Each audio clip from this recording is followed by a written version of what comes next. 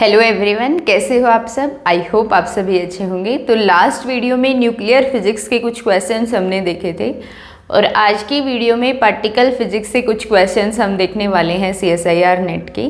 Particle physics में भी जो एलिमेंट्री पार्टिकल्स, रेडियो एक्टिविटी रहेगा, उन टॉपिक से जो क्वेश्चन आपके बनते हैं वो हम आज की वीडियो में देखने वाले हैं। तो आज की वीडियो का फर्स्ट क्वेश्चन है अपना, ये जून 2011 में आया था। A beam of pions pi plus is incident on a proton target giving rise to the process. और प्रोसेस आपको गिवन है किस टाइप से कि पाई प्लस इंसिडेंट कर रहा है प्रोटॉन पे, तो बन क्या रहा है neutron pi plus and pi plus. Assuming that the decay proceeds through strong interaction, the total isospin I and its third component I3 for the decay products are। तो जो decay products जो बन रहे हैं उनके लिए आपको क्या बताना है, total isospin I and third component I3। और क्या बोल रहा है कि जो डिके हो रहा है वो स्ट्रॉन्ग इंट्रैक्शन से हो रहा है। तो स्ट्रॉन्ग इंट्रैक्शन का मतलब आपको पता है, स्ट्रॉन्ग इंट्रैक्शन में total isospin and the third component of isospin क्या होता है, कंजर्व होता है। ठीक है, तो वही रूल हम यहाँ पे लगाएंगे। क्या गिवन है आपको कि पाई प्लस इंसिडेंट कर रहा है प्रोटॉन पे और हमें क्या मिल रहा है, neutron plus pi plus plus pi plus. ठीक है, तो अगर इनकी आइसोस्पिन की हम बात करें, आइसोस्पिन जो आई होता है रिएक्टेंट का और प्रोडक्ट का क्या होगा, कंजर्व होगा, क्योंकि आपको रिएक्शन गिवन है क्या, स्ट्रॉन्ग इंट्रैक्शन। दूसरा जो I3 कंपोनेंट है वो भी क्या होगा, कंजर्व होगा, क्योंकि आपको स्ट्रॉन्ग इंट्रैक्शन गिवन है। तो अगर I3 की हम बात करें तो पाई प्लस क्या है, एक ट्रिपलेट है, और ट्रिपलेट के लिए अगर हम स्पिन निकालेंगे तो क्या आएगी, 1 आएगी। प्लस के लिए 1 आएगी, पाई माइनस के लिए -1 आएगी, पाई 0 के लिए 0 आएगी। ठीक है, और प्रोटॉन क्योंकि डबलेट बनाता है तो 1/2 स्पिन इसकी हो जाएगी। न्यूट्रॉन की I3 की वैल्यू होगी -1/2, पाई प्लस की वैल्यू होगी 1 एंड पाई प्लस की वैल्यू होगी कितनी, 1। ठीक है, तो अगर यहाँ से हम ऐड करते हैं वैल्यू आती है 3/2, यहाँ से हम ऐड करते हैं वैल्यू आती है 3/2, तो डेल्टा I3 क्या है, 0 है। तो आइसोस्पिन जो है वो कंजर्व्ड है। और अगर थर्ड कंपोनेंट ऑफ आइसोस्पिन की हम बात करें प्रोडक्ट के लिए तो उसकी वैल्यू कितनी आ रही है, 3/2। तो आपको ये तो कंफर्म हो गया कि I3 की वैल्यू जो है वो 3/2 है, जो कि आपको A और C ऑप्शन में सिर्फ गिवन है। तो अब आपको निकालनी है आइसोस्पिन की वैल्यू। तो आइसोस्पिन की वैल्यू हम कैसे निकालेंगे, हम सिर्फ मैग्नीट्यूड लेते हैं आइसोस्पिन के लिए, पाई प्लस 1 होगा, 1/2 1/2 1 एंड 1, और इनके कॉम्बिनेशन से हम निकालते हैं आइसोस्पिन की वैल्यू, और वो दोनों ही मैच करनी चाहिए, कुछ ना कुछ वैल्यू जो है वो मैच करनी चाहिए, तब हम क्या बोलेंगे कि आइसोस्पिन क्या होगी, कंजर्व होगी। ठीक है, तो यहाँ से हमें वैल्यू मिलेगी 1 और 1/2 के कॉम्बिनेशन से, एक तो 1 - 1/2 1/2 वैल्यू मिलेगी, 1 + 1/2 3/2 वैल्यू मिलेगी। ये दो वैल्यूज आपको मिलती हैं।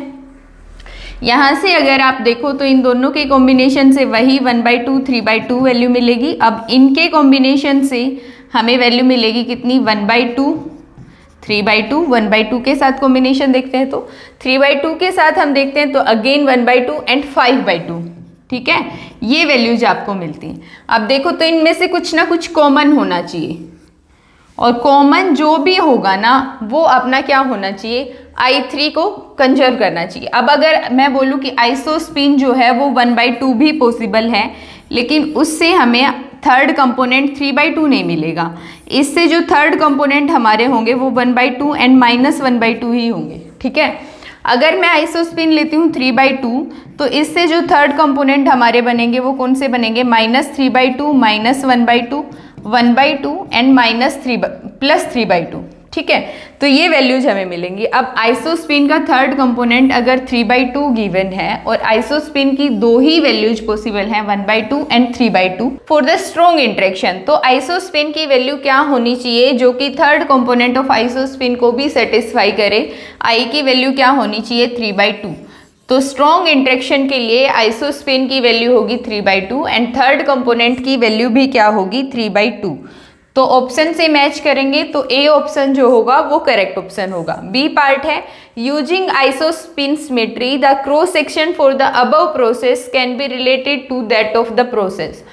अबव प्रोसेस का जो क्रॉस सेक्शन है वो इनमें से किस प्रोसेस के साथ मैच करेगा क्रॉस सेक्शन, ठीक है। तो क्रॉस सेक्शन की अगर हम बात करें तो हम क्या बोलते हैं कि अगर किसी भी रिएक्शन का हम चार्ज कॉन्जुगेशन लेते हैं, मतलब एंटी पार्टिकल्स में उसको कन्वर्ट करते हैं, तो पार्टिकल और एंटी पार्टिकल के लिए जो क्रॉस सेक्शन होता है वो क्या होता है, सेम होता है, ठीक है।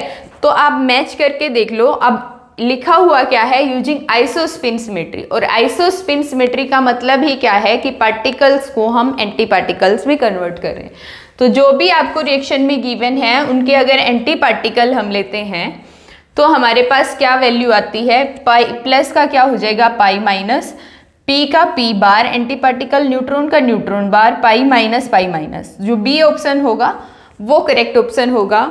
जो रिएक्शन आपको गिवन है वो और जो बी रिएक्शन है उन दोनों के लिए क्रॉस सेक्शन की वैल्यू हमें क्या मिलेगी, सेम मिलेगी। आई होप आपको समझ आया होगा। नेक्स्ट क्वेश्चन है अपना, consider the decay process tau minus pi minus plus nu tau in the rest frame of the tau minus the masses of tau minus pi minus and nu tau are m tau m pi and 0 respectively। तो हमें क्या बताना है, energy of pi minus is and second है the velocity of pi minus is.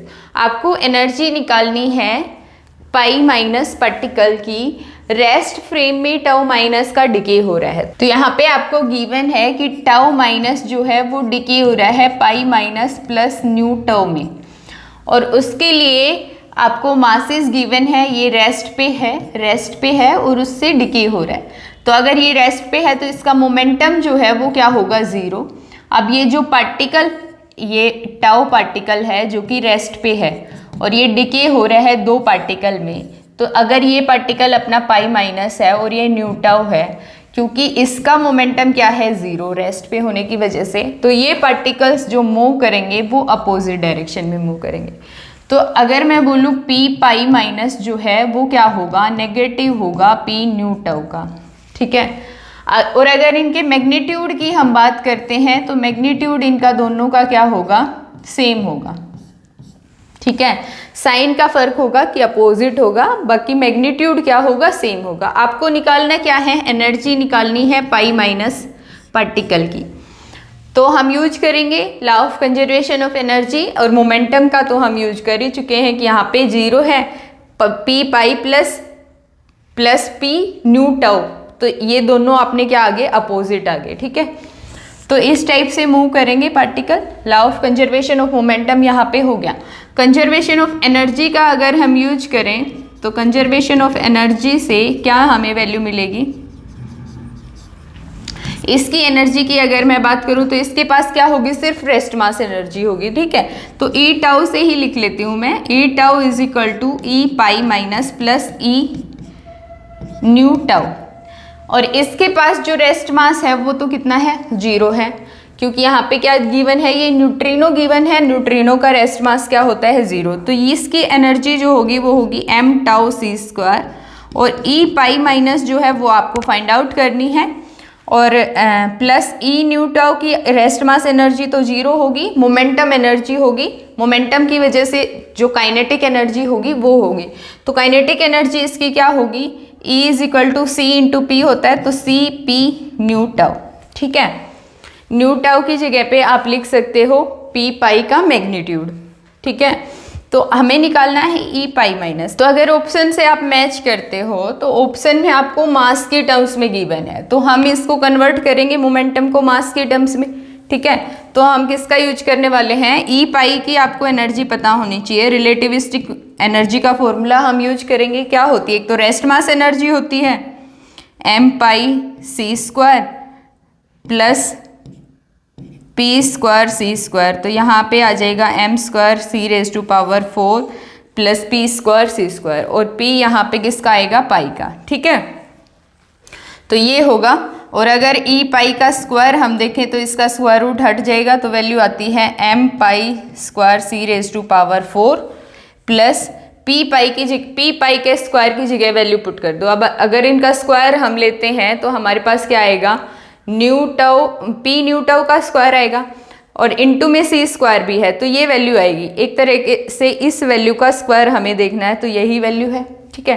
तो इस value का square क्या होगा, M tau C square minus ई पाई का स्क्वायर, माइनस ई पाई और उसका क्या होगा होल स्क्वायर। तो ये वैल्यू मैं पुट करती हूँ यहाँ से। अगर हम वैल्यू निकालें c into P new tau की तो वैल्यू क्या आती है, m tau C square minus ई पाई माइनस, ठीक है, ये वैल्यू आएगी। अब इसका क्या लेना है, स्क्वायर लेना है तो यहाँ पे वैल्यू हम पुट करेंगे, क्या आएगी, m tau C square minus ई पाई माइनस इसका क्या होगा, होल स्क्वायर होगा। आई होप आपको समझ आया होगा ये। तो अब हमें वैल्यू निकालनी है किसकी, ई पाई की वैल्यू हमें निकालनी है, याद रखो। तो ई पाई की वैल्यू क्या आएगी, यहाँ पे है अपना ई पाई का स्क्वायर और ऑप्शन से मैच कर रहे हो तो मास के टर्म्स में अपनी इक्वेशन आ गई है, M pi square C raise to power 4 plus M tau square C raise to power 4 plus E pi square minus 2m tau C square E pi. ये वैल्यू है हमारे पास, ये कैंसिल हो जाएगा बोथ साइड। ये ई पाई हम निकालेंगे इधर से तो ई पाई की वैल्यू आती है m tau square C raise to power 4 मैं कॉमन ले रही हूँ plus m pi square C raise to power 4 मैंने लिया कॉमन, डिवाइड में क्या आएगा 2m टाउ सी स्क्वायर है तो सी स्क्वायर कैंसिल होगा तो यहाँ पे आ जाएगा सी स्क्वायर। तो ऑप्शन से मैच करो, m tau square plus m pi square into C square upon 2m tau. जो बी ऑप्शन आपको दिख रहा है वही अपना क्या है, करेक्ट ऑप्शन। अब आपको निकालनी है वेलोसिटी ऑफ पाई माइनस, ठीक है। तो पाई माइनस की वेलोसिटी कैसे निकालेंगे, वेलोसिटी अगर हमें निकालनी हो तो हम कैसे निकालते हैं, अगर मैं लिखूँ E बाई पी जो होता है वो क्या होगा, E जो होता है वो टोटल एनर्जी हम लिखते हैं तो gamma M C square upon gamma M V. तो यहाँ से E बाई पी की वैल्यू क्या आएगी, सी स्क्वायर अपॉन वी। तो V की वैल्यू अगर मैं निकालती हूँ तो C square P upon E, ठीक है। और मोमेंटम हमने यहाँ से निकाला है, मोमेंटम यहाँ से ये वैल्यू जो है वो हम पुट कर देंगे, ठीक है। और ई पाई की वैल्यू जो हमें गिवन है वो पुट करनी है। तो सबसे पहले टास्क होगी मोमेंटम निकालना। मोमेंटम पाई के लिए वो क्या होगा, मैग्नीट्यूड जो देखना है वो तो सेम ही होगा। तो m tau C square minus ई पाई की मैं बात करूं तो ये वैल्यू है, माइनस ई पाई में क्या वैल्यू पुट करेंगे, 2m tau square C square minus m tau square minus m pi square into में सी स्क्वायर इसके साथ भी है, C square divide by 2m tau, ठीक है, इनटू में क्या आ जाएगा c। तो ये वैल्यू हमारे पास आ रही है। मोमेंटम कैसे निकाला है, ये फॉर्मूला यूज किया है पी पाई के लिए, सिर्फ मैग्नीट्यूड हम देख रहे हैं तो c आएगा डिवाइड में, ई पाई की वैल्यू हमने यहाँ से पुट कर दी। सोल्व करना तो क्या वैल्यू आती है, m tau square C square minus m pi square C square upon 2m tau C, ठीक है। तो मोमेंटम की वैल्यू हम पुट कर देंगे यहाँ पे। वेलोसिटी की वैल्यू क्या आएगी, अगेन वेलोसिटी अपनी आएगी सी स्क्वायर इंटू में पी की वैल्यू है m tau square minus m pi square, C square तो कॉमन है ही, डिवाइड में है 2m टाउ सी, डिवाइड में ई की वैल्यू यही है, ये गिवन है आपको, m tau square plus m pi square into में C square divide by 2m tau. तो 2m टाउ से 2m टाउ कैंसिल हुआ, c से ये कैंसिल हुआ, ठीक है, सी स्क्वायर से सी स्क्वायर कैंसिल हो गया। तो हमारे पास वैल्यू आ रही है m tau square minus m pi square upon m tau square plus m pi square और इनटू में क्या होगा c। तो ऑप्शन से आप मैच करो तो जो ए ऑप्शन होगा वही अपना करेक्ट ऑप्शन दिख रहा है, ठीक है। तो ए ऑप्शन इसका करेक्ट ऑप्शन हो जाएगा। आई होप आपको समझ आया होगा हमने क्या यूज किया है, law of conservation of momentum and law of conservation of energy. फिर जिस टर्म्स में हमें ऑप्शन में गिवन था उस टर्म में हमने बनाने की कोशिश की है और उसी से अपना आंसर आ गया है। नेक्स्ट क्वेश्चन है अपना, an electron of energy 27 GeV collide with a proton of energy 820 GeV। The heaviest particle which can be produced in this collision has mass close to। तो यहाँ पे इलेक्ट्रॉन की एनर्जी आपको given है और electron की एनर्जी कितनी given है 27 GeV। प्रोटॉन की एनर्जी आपको गिवन है 820 GeV। ये दोनों पार्टिकल जो हैं इलेक्ट्रॉन और प्रोटॉन वो क्या कर रहे हैं, कोलाइड कर रहे हैं और एक पार्टिकल फॉर्म होगा। तो उस पार्टिकल का मास कितना हो सकता है, ज़्यादा से ज़्यादा मास कितना हो सकता है। तो अगर हेड ऑन कोलिजन की हम बात करें तो हेड ऑन कोलिजन की हम बात करते हैं, हेड ऑन कोलिजन ही यहाँ पे हो रहा है। तो उस केस में जो एनर्जी रिलीज होती है ना, एनर्जी रिलीज होती है उसका एक फॉर्मूला होता है √4 इंटू में EA energy of A particle into energy of B particle और उसका क्या होगा square root. Energy of A particle आपको गिवन है, बी पार्टिकल गिवन है, मल्टीप्लाई करेंगे 4 से और स्क्वायर रूट लेंगे तो एनर्जी क्या आएगी रिलीज।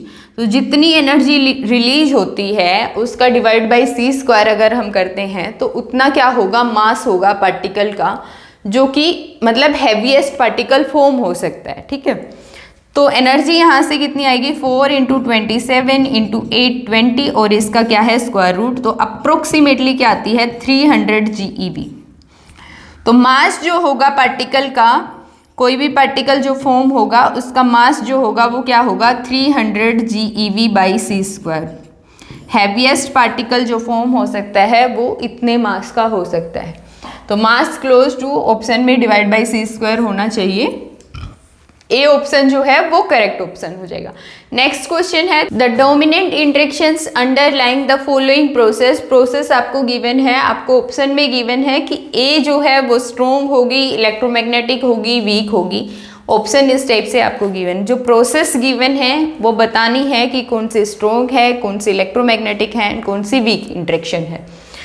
तो फर्स्ट की अगर हम बात करते हैं K- plus P sigma minus plus pi plus. तो सबसे पहले तो स्ट्रॉन्ग इंटरेक्शन, इलेक्ट्रोमैग्नेटिक और वीक इंटरेक्शन में क्या फ़र्क होता है। सबसे पहले अगर स्ट्रॉन्ग की अगर हम बात करें तो स्ट्रॉन्ग इंटरेक्शन में I जो है आइसोस्पिन वो कंजर्व होती है, I3 जो है वो भी कंजर्व होती है एंड S जो है वो भी कंजर्व होती है। तो ये तीनों चेक करेंगे। ठीक है, अब प्रोसेस जो आपको गिवन है वो पूछी है कि कौन सी स्ट्रॉन्ग है, कौन सी इलेक्ट्रोमैग्नेटिक है, कौन सी वीक है। ये नहीं पूछा है कि कौन सी अलाउड है, कौन सी फॉरबिडन है। तो शुरू के जो 8 रूल होते हैं ना कंजर्वेशन लॉज वो क्या करेंगे, फॉलो करेंगे, क्योंकि प्रोसेस जो आपको गिवन है वो अलाउ ही है। ठीक है, तो आपको चेक सिर्फ क्या करना है कि स्ट्रॉन्ग के लिए जो अलग से सेपरेट रूल होते हैं वो फॉलो करा के देखेंगे। इलेक्ट्रोमैग्नेटिक के लिए क्या होता है, I3 कंजर्व होता है, I कंजर्व नहीं होता है, नॉट कंजर्व एंड S जो है वो भी कंजर्व होता है। वीक की अगर हम बात करें तो वीक में सबसे मेन पॉइंट जो है S जो है वो कंजर्व नहीं होता। डेल्टा S की वैल्यू जो है वो क्या होती है 1 होती है। ठीक है, तो ये लॉज हम फॉलो करेंगे। तो फर्स्ट रिएक्शन हम देख रहे हैं, तो सबसे पहले अगर आइसोस्पिन की मैं बात करूं थर्ड कंपोनेंट की, तो यहाँ पे आ जाएगा आइसोस्पिन K जो है वो डबलेट बना रहा है -½ +½ और यहाँ पे आइसोस्पिन ये ट्रिपलेट का है -1 और यहाँ पे कितनी आएगी +1। तो आइसोस्पिन ऐड करेंगे, यहाँ पे आ रही है 0, यहाँ पे भी आ रही है 0। तो I3 क्या कर रहा है, कंजर्व कर रहा है। आइसोस्पिन के थर्ड कंपोनेंट हमने निकाला। आइसोस्पिन अगर हम देखें तो सिर्फ मैग्नीट्यूड लेंगे 1/2 1/2, यहाँ से मिलेगी हमें 0 एंड 1 1 1, यहाँ से हमें मिलेगी 0 1 2। तो इनमें से कुछ जो है वो कॉमन होना चाहिए, तो दोनों में ही 0 1 कॉमन है। ठीक है, तो I जो है वो भी अपना क्या है, कंजर्व है। S की अगर मैं बात करूं तो S जो है वो क्या आएगा, स्ट्रेंज पार्टिकल के लिए हम बात करेंगे तो स्ट्रेंज पार्टिकल अपने कौन से हैं, -1 आ जाएगा K माइनस के लिए +0 और यहाँ पे क्या है -1 +0। तो ये स्ट्रेंजनेस भी क्या हो रही है, कंजर्व हो रही है। तो जो रिएक्शन फर्स्ट होगी वो अपनी क्या होगी, स्ट्रॉन्ग इंटरेक्शन होगी ऑप्शन से मैच करो, ए जो है स्ट्रॉन्ग गिवन है आपको ए और बी में, तो सी और डी तो अपने हो गए इनकरेक्ट। ठीक है, अब सेकंड अगर आप देखो, सेकंड रिएक्शन है mu minus plus mu plus, given है आपको के माइनस प्लस के प्लस। ठीक है, तो फर्स्ट में अगर आइसोस्पिन हम देखें थर्ड कंपोनेंट, तो थर्ड कंपोनेंट क्या होगा, म्यू माइन यहाँ पे 0 0 और यहाँ पे क्या होगा -1 + 1, -1/2 + 1/2, तो I3 का थर्ड कंपोनेंट जो है वो कंजर्व हो रहा है। और यहाँ पे क्योंकि लेप्टोन्स आपको गिवन है, तो लेप्टोन्स के लिए I को कंजर्व कराने की ज़रूरत नहीं है, I कंजर्व नहीं होता। लेप्टोन्स के लिए जो रिएक्शन होती है वो क्या होती है, इलेक्ट्रोमैग्नेटिक इंटरेक्शन होती है। तो B जो है वो आपको देखते ही समझ आना चाहिए, अगर लेप्टोन्स इन्वॉल्व हैं इंटरेक्शन में, मतलब क्या है, रिएक्शन जो है वो इलेक्ट्रोमैग्नेटिक है। तो ए ऑप्शन यहाँ से करेक्ट हो जाएगा। नेक्स्ट सी वीक देखना हो अगर हमें, तो सी को हम कैसे चेक करेंगे, स्ट्रेंजनेस चेक करेंगे। तो स्ट्रेंजनेस सिग्मा प्लस की होती है -1 और यहाँ पे होगी 0 और 0, तो स्ट्रेंजनेस जो है वो कंजर्व नहीं हो रही, तो इंटरेक्शन कौन सी है, वीक, तो ऑप्शन ए अपना करेक्ट ऑप्शन होगा। तो आज के लिए तो इतना ही, रिमेनिंग क्वेश्चंस जो हैं वो हम नेक्स्ट वीडियो में देखेंगे। आई होप आपको समझ आया होगा। अगर फिर भी आपको किसी क्वेश्चन में डाउट आता है तो आप कमेंट करके पूछ सकते हैं। तो मिलते हैं नेक्स्ट वीडियो में।